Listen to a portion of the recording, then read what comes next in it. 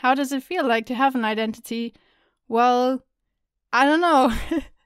I just wake up in the morning and sometimes I just know it's me. I'm the one who wakes up in this body.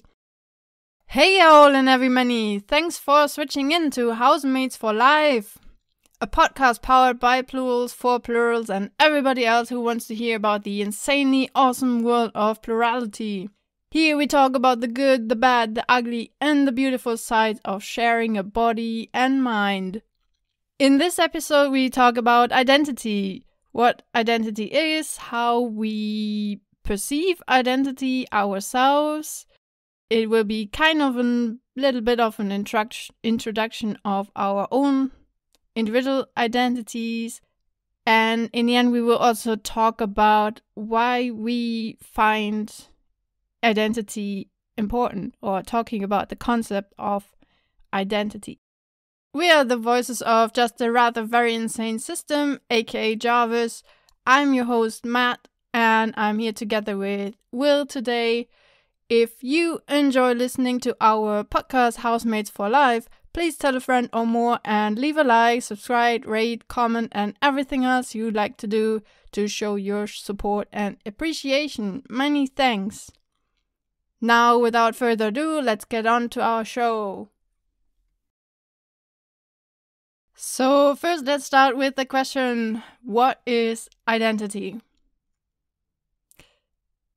What is that actually? I have no idea, and it is a freaking difficult question to answer, and I don't even know who put that in the script.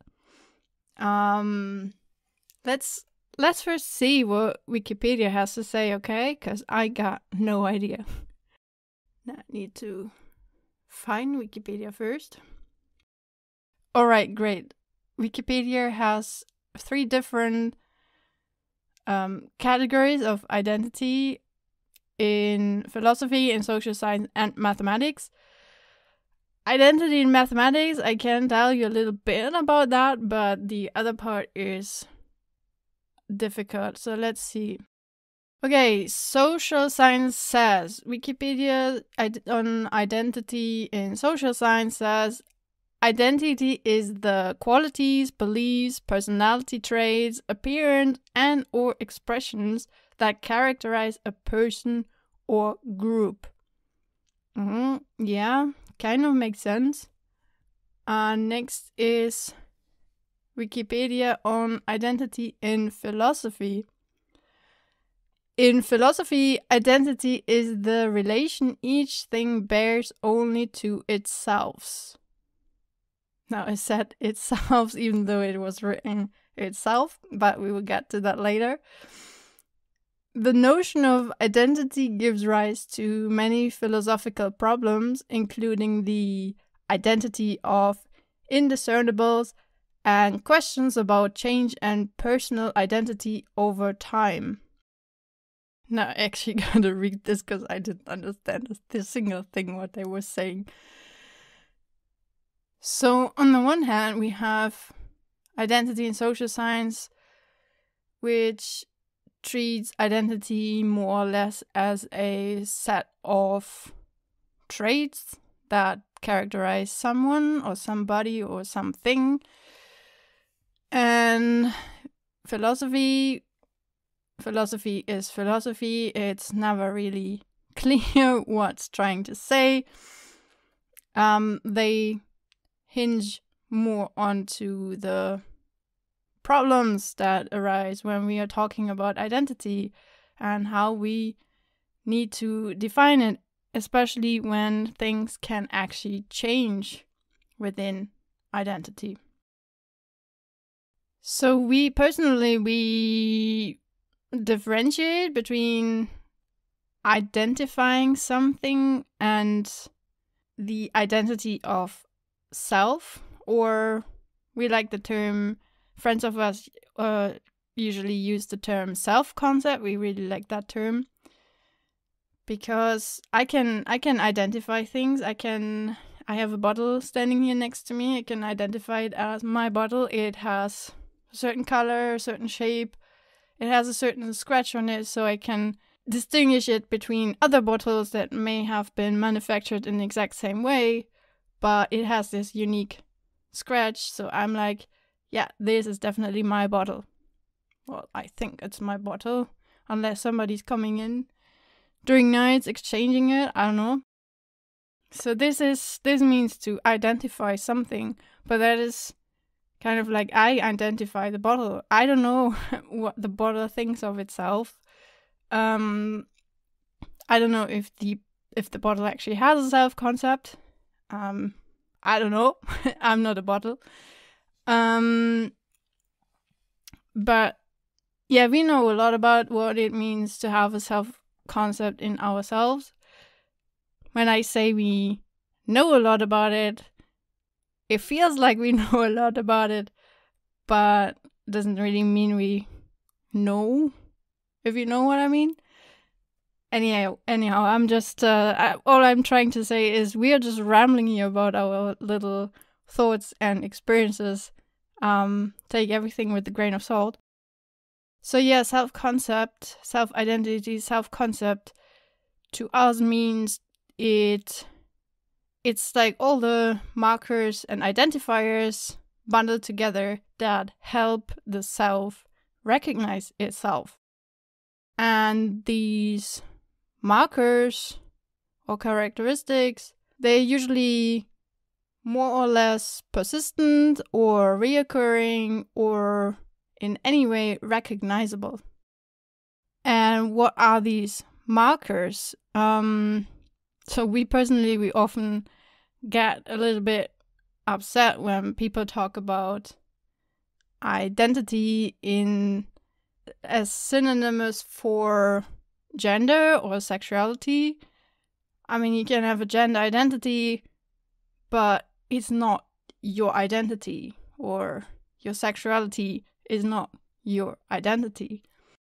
But somehow society treats these things as extremely important. We also often, when we come out as plurals to other people, one of the first questions we get usually is, what about gender?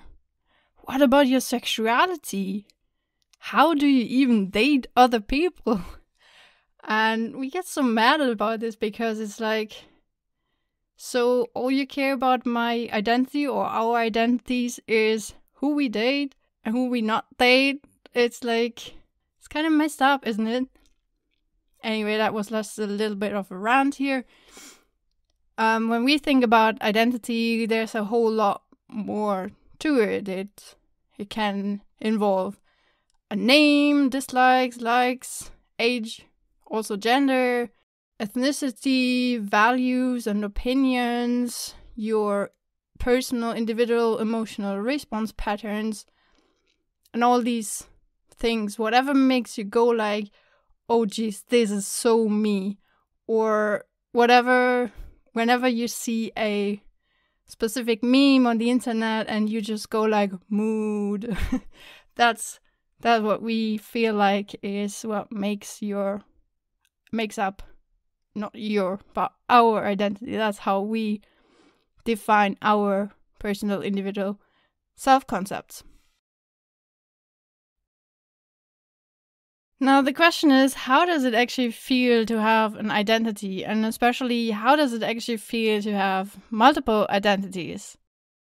Well, first of all, I myself, as Matt talking to you, I have only one identity. I'm just me, myself, and I just happen to share this mind and this body and this life with other people who also have their own individual identity, and it's one thing unique to them, and there's one thing unique to me, my personal identity. And how does it feel like to have an identity? Well, I don't know. I just wake up in the morning and sometimes I just know it's me. I'm the one who wakes up in this body, and it just feels right. It just feels right to say, hi, I'm Matt. And sometimes it just doesn't feel right. Sometimes somebody else is closer to the front, or in the driver's seat, and it would feel wrong to them to say that their name is Matt. So, for example, if you're plural, or if you know plurals and use Discord, you probably have come across Plural Kit. It's a neat bot that allows you to chat and use your own name and avatar while chatting. And sometimes it happens that you type a message and you're so you, and you type a message but you accidentally use your Housemates proxy, so your Housemates avatar and your Housemates name appears, quoting your message, the thing that you were writing, and you're like, whoa, wait, this feels so wrong. This is so wrong. This is the wrong proxy. That was not my intention. So can't describe it any differently, but it's just a feeling. It just feels like this is not me.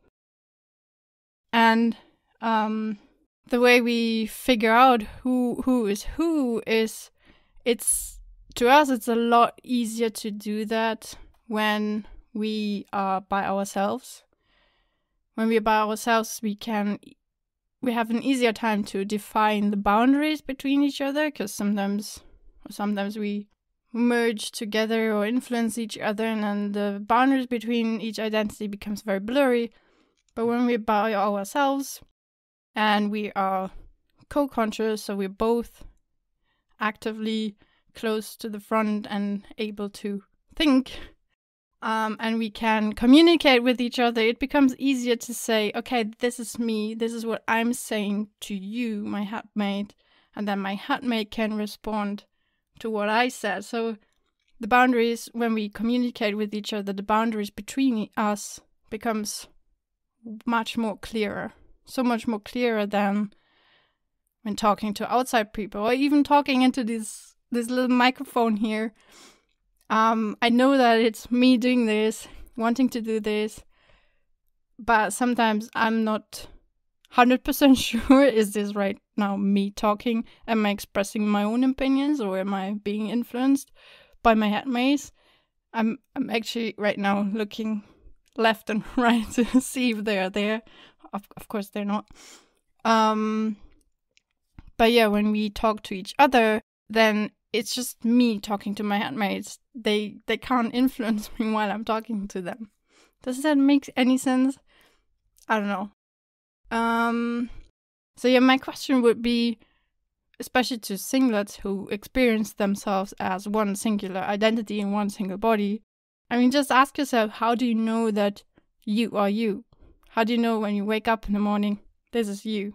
You probably never really have to ask yourself in the mornings, who am I just now? But I don't know, just try and observe, how do you identify yourself? How do you recognize your own self-concept? And then there's a thing, how we identify each other, or how do we know that we are different identities? Because, yeah, as I said, when the lines get blurry, it's often hard to understand that you're multiple people. I mean, it took us almost 30 years to understand this. But yeah, we now can very easily recognize each other's by looking at our quote-unquote driving styles. So we always like to use the bus metaphor for our system, where when you're at front, you sit in the front row of the bus, and you're either co-conscious on the shotgun seat, or you are holding the steering wheel, driving the bus, or something in between. And so we can recognize our driving styles. So I may have different body posture than my Housemates.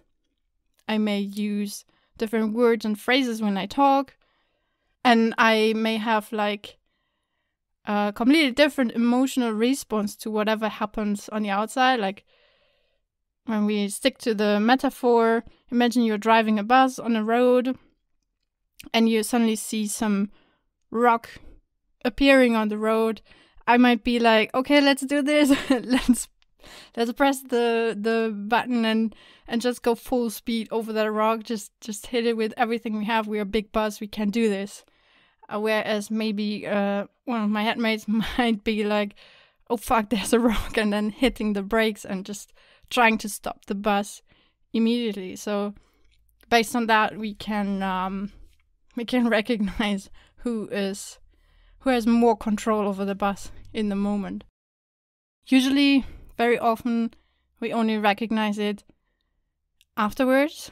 So often we just don't know who is fronting because things are too messy and blurry in our head. But then we observe the bus and the driving style, and then we're like, oh yeah, this turn, that was Matt. Or something like that. Yeah, and then we have, this is like similar to using the proxy in plural kit. For example, we have different preferences. For example, having clothes, or we specifically have every one of us has a mug in the cupboard that we kind of prefer to use. So when we make coffee or something and we open the cupboard and then we see a headmate's mug at the front and we're about to grab it, but we're like, no, wait, no, this feels wrong. I don't want this mug. And then we're instinctively searching for our individual mugs and be like, yes, this is my mug. This feels right. And then there's something rather specific to our system, or maybe there are other systems out there who experience this. We experience some forms of synesthesia, especially around visuals and colors. So, for example, synesthesia means we connect two different inputs, sensory inputs, and connect them with each other. So, for example, if we see a letter or number, each of them has a color kind of associated to them, and this color is persistent throughout life. It just never changes. It's always the same color, and it's not like we see the letter in that color, but we get the feeling of seeing a color. It's hard to describe. But we also slightly have that with people. So we know from some synesthetes, they report that they can see some form of colorful aura around people, that they associate this color with them, and it happens automatically.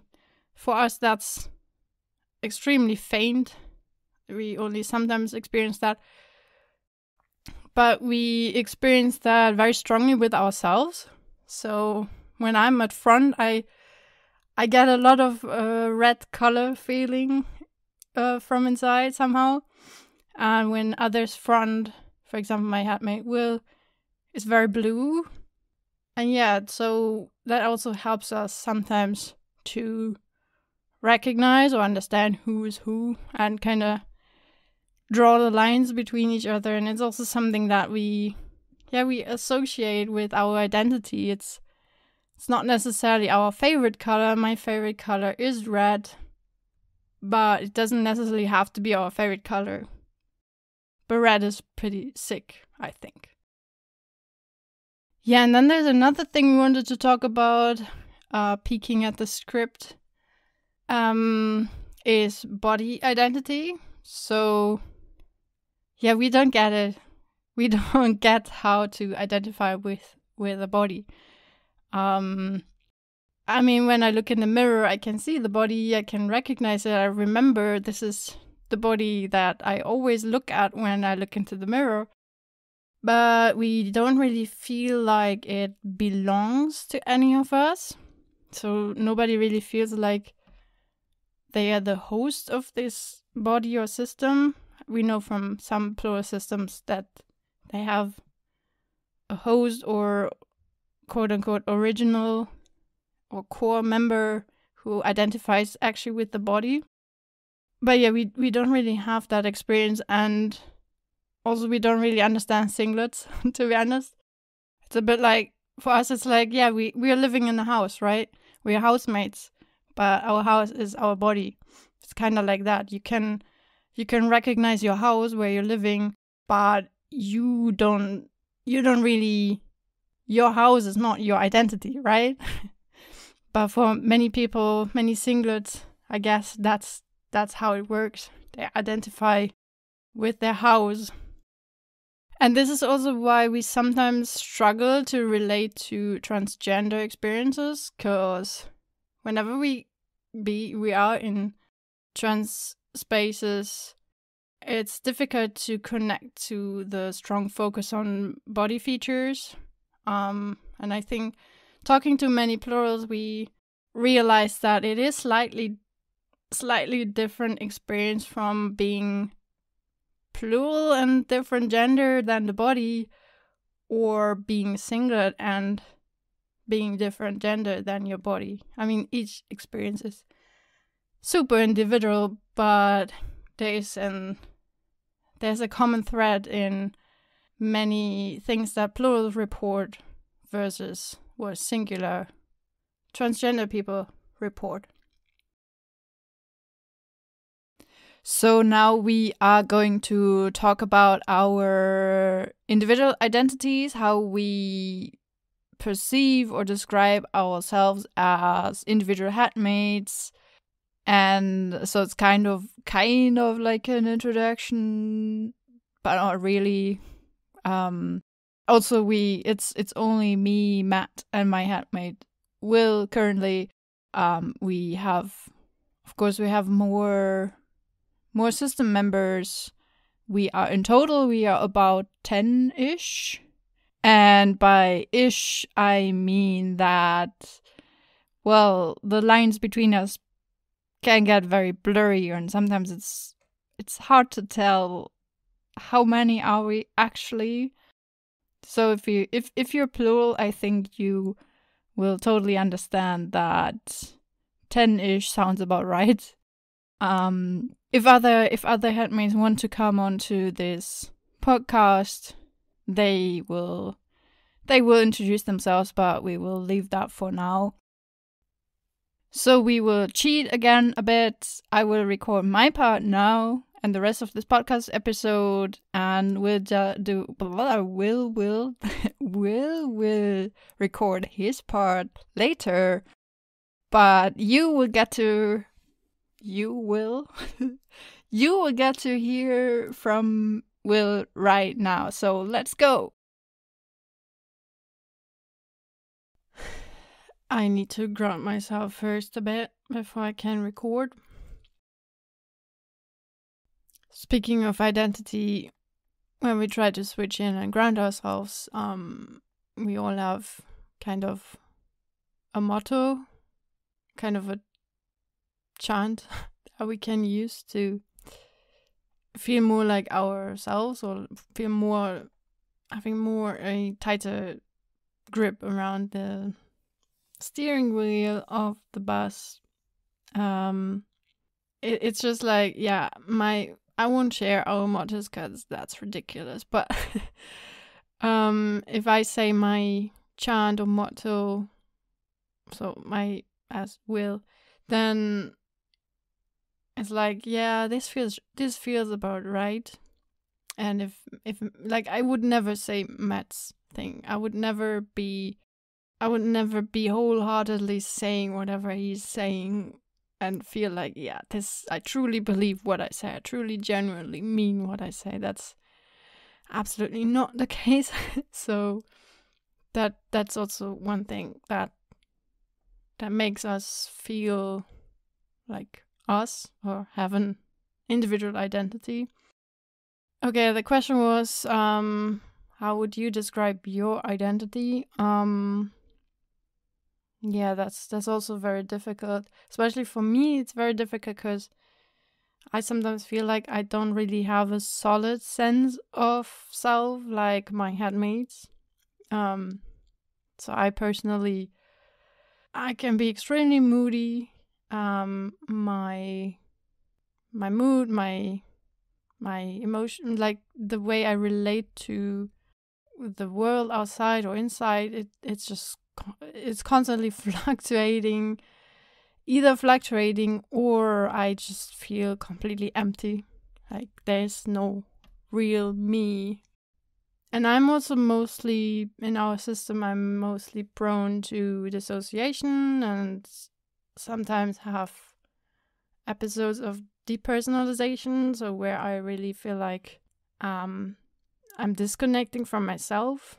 But we will talk about dissociation and stuff in a different episode because that's a whole different topic. But it makes you feel like there's it makes you generally feel more blurry sometimes. Feeling dissociated makes you feel blurry, and then the boundaries between you and whatever the heck is going on in the rest of this head becomes extremely blurry. So it's really hard for me to understand, where do I stop and where does the rest of this mind begin? I don't know. It's like being in a pool of water and you can't really understand anymore whether you're part of the water or not. Not sure if that actually makes sense. To me it does, kinda. Doesn't really make me have a clearer understanding on what's going on, but that's like how I would describe it. And then I personally have sometimes a few moments of clarity, or I like to say I'm quote unquote sober. And in these moments I have a better understanding of who I am as an individual headmate. And yeah, I would describe myself as a introverted misanthrope. I don't like socializing like at all. That's what my headmates are here for, I guess. They like to take over when in social contexts when they can, and when they can't, I'm just there. And yeah, feeling extremely uncomfortable and annoyed. And yeah, when I'm by myself or with my headmates, I like cooking. This gives me a strong sense of me. I also like to put things in order. I like to make lists. I have so many to-do lists, and I almost consider it as a hobby to organize stuff. My headmates always make fun of me because I even need lists to understand the other lists that I do. I also like programming for similar reasons. I just like to organize code. And then there's this thing, we all have our different tastes, of course. If we like watch films, series and stuff, there are like certain things that when I see them or hear them or do them, I just automatically come closer to the front. So that feels like, oh yeah, this is me, this is my thing. And yeah, and speaking of watching films and stuff, I'm also extremely picky and critical, and this can sometimes be a bit, I don't want to say annoying for Matt, because I know he actually finds it funny, but he quote unquote lightheartedly complains about me when we watch something together, and all I can do is being extremely critical about storytelling and other things. You need to convince me, right? and I'm also extremely critical about our stuff, also this podcast, and try to unlearn that by not editing too much. So yeah, there are a few traits or outside things that make me feel like me, but also there is so much more that I really haven't figured out yet, and I have no idea where this journey is going, but yeah, we will keep you updated, I guess. And that's all I had to say, so I will give the mic over to Matt again, which doesn't really make sense because, first of all, I'm not really handing over the mic, it's in front of the same body And second of all, I've been recording this after Matt, so he's done his part already, so I won't hand it over to him. Why I'm telling you this, I have no idea. Yeah. And this. Please put an end to this awkwardness. Thank you. So this is Matt, and who am I? Who am I actually? I am a entertainer, I'm a caretaker, I'm a firefighter, I'm a buddy, I'm a clown, I'm a gourmet, I'm a hopeless romantic, I'm a badass, I'm a bastard, I'm also a fashion lord and epic pirate, and I'm generally pretty awesome, and there's so much more about me. And recognizing our system as a whole helped me recognizing all of that about my individual self. So figuring out that we are a system, so before we were this kind of blurred, blended, mixed together blob of identity, and now I know I'm not restricted to being that manic part of a single person. I figuring out that we're plural helped me to explore and discover so much more about myself, including my strength and also my limits, and all of that gave me quite the ego boost. And I also at some point realized my responsibility in this system. So in the first times of systemhood, I just thought, oh, I'm just this goofy, silly voice in the back. But throughout the time, I just learned that I learned so much more about my role and my place and my responsibility within the system, which we will probably talk about a bit more in later episodes. But also, sometimes I feel like kind of a guest in this human's life. It's kind of a weird feeling to describe. So most people on the outside, they know us as a whole. They know us mostly as me, because I'm more outgoing and sociable. So usually I'm the one talking to outside people, or I'm a strong influence on how we talk to outside people. But in fact, I often feel like I'm just driving a car and I know jack shit about cars, honestly. So I'm driving this human car, bus, whatever, and I'm just here to have fun mostly, but I don't actually know what the heck is actually going on in this life and in this body and this human. Well, I know from my headmates what's going on, but geez, this is so hard to describe. So I know what my headmates feel and report, but it still feels like I'm out of it. I'm not really truly a part of it. It's like when a friend of yours, a close friend of yours, tells you about their problems and what they go through in life, and you can feel empathy for that, and you can help them and support them and be there. But in the end, it's your friend struggling with all of this. It's not you struggling with all of that. And that's how I often feel like around my headmates. And that's so bizarre, because sometimes I can say, oh yeah, my headmate will this and that, blah blah. But then in the next moment I realize, wait, we're here in the same body, right? We're both part of the system. We're both part of this human life. So shouldn't I be more involved? I don't know. It's a really strange, bizarre feeling when on one hand I can't really identify with all the emotions going on with my other headmates, and at the same time I also identify with this body, like I recognize it as the body that I inhabit. It's my house. So we basically live in the same house and we discuss our problems and we support each other. But it's still these other housemates. It's not me. At the same time, we live together in the same house. I don't know if I did a good job in explaining it.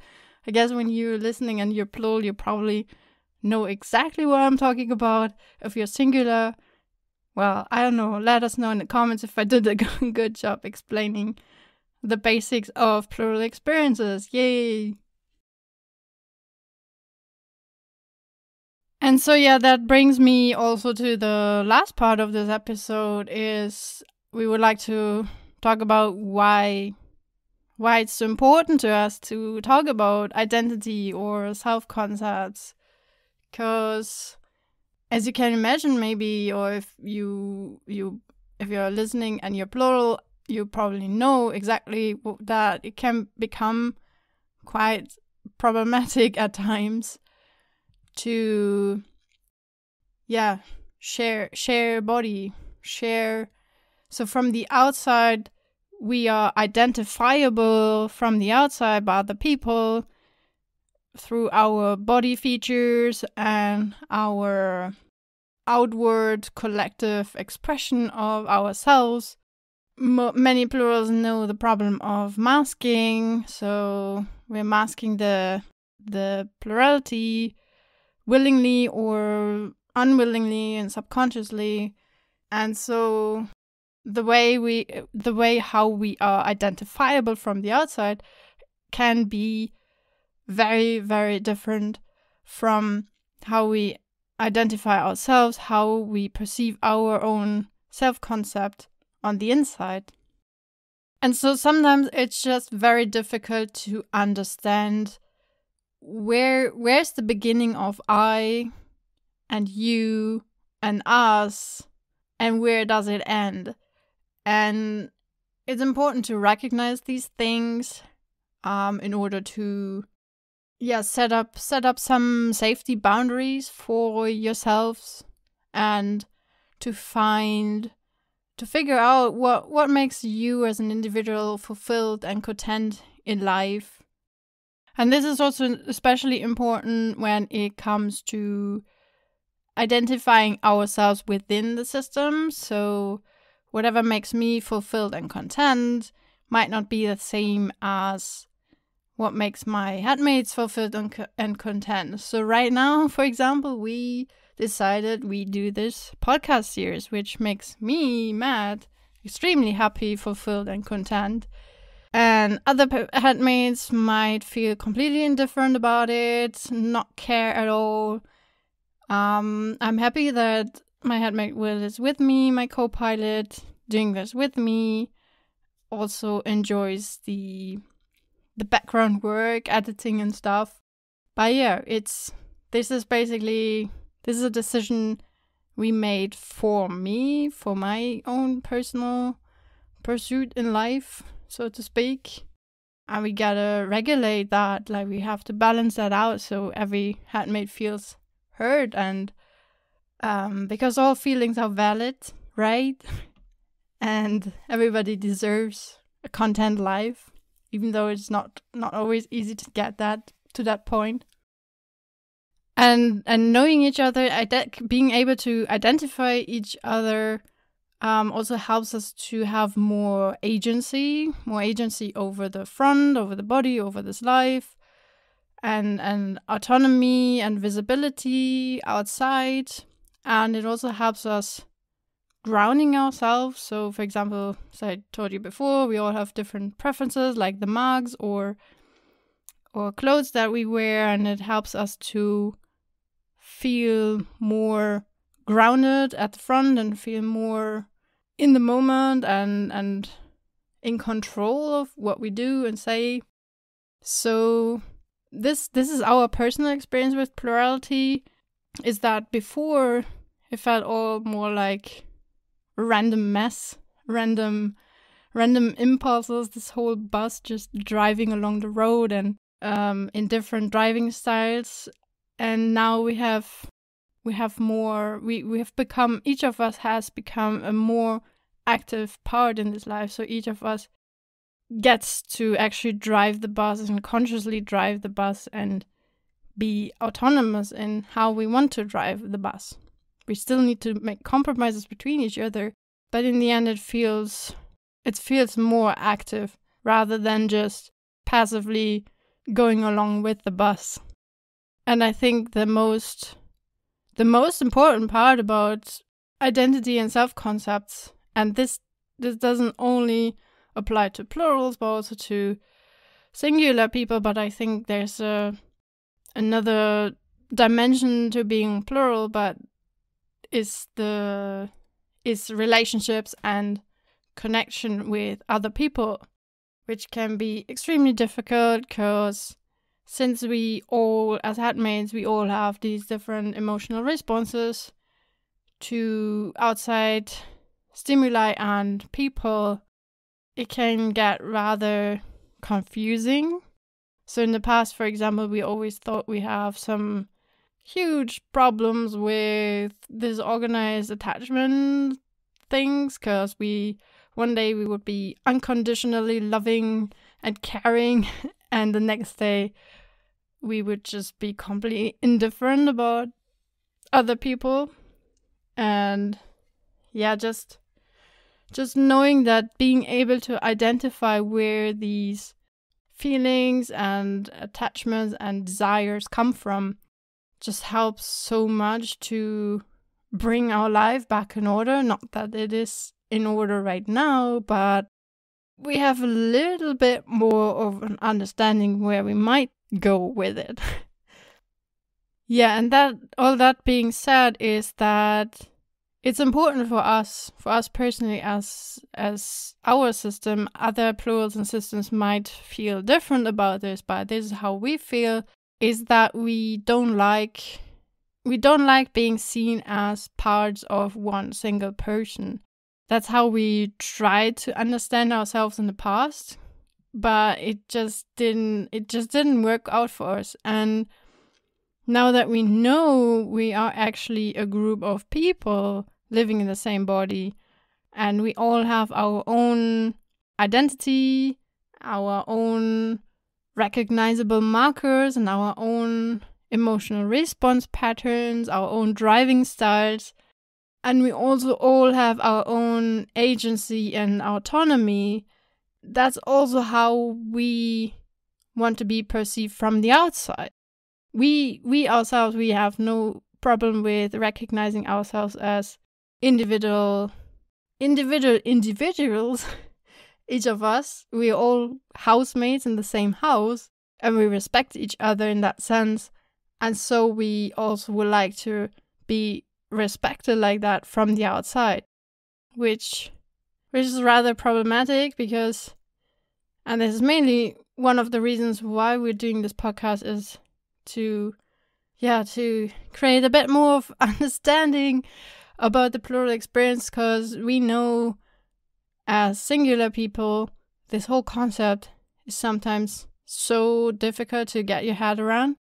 But I hope the more we talk about it, the more people will understand. And hopefully in the nearer, brighter future, we all as plurals get all the respect and autonomy that we want.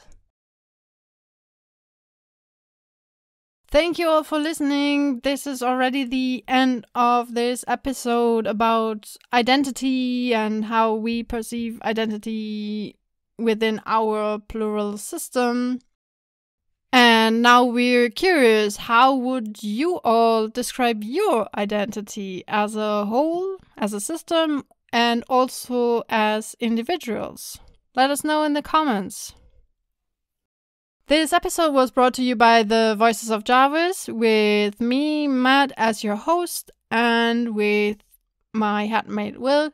Thank you all, beautiful souls, for listening and your support. If you enjoyed this episode and think it brought a little bit of value to your life, please tell a friend or more and leave a like, subscribe, rate, comment, and everything else you do to show your support and appreciation. Follow us on the podcast platform of your choice and visit our website housematesforlife.com so you never miss the latest news about our podcast and more. If you have feedback, questions, suggestions, please don't hesitate to write a comment or contact us. As I always like to say, let your personality shine brighter than your eyes and your confidence shout louder than your voice. Until next time with Housemates for Life. Now, in the end, you get a few more outtakes for your chuckle muscle. Enjoy! Okay, let's do my favorite part, the intro. Okay, let me just quickly look up what are we actually talking about. In this episode, we talk about identity, what identity is, or we try. The notion of identity gives rise to many physical problems. Now I'm lost. I wanted to improvise this, but somehow let's peek into the script. Oops, I hit the microphone. And all of that gave me... Wow, this was loud. So I personally, I don't want to get too personal here. Especially because you didn't, Matt. This summary sucks. Follow us on the podcast again. Thank you for listening. Well,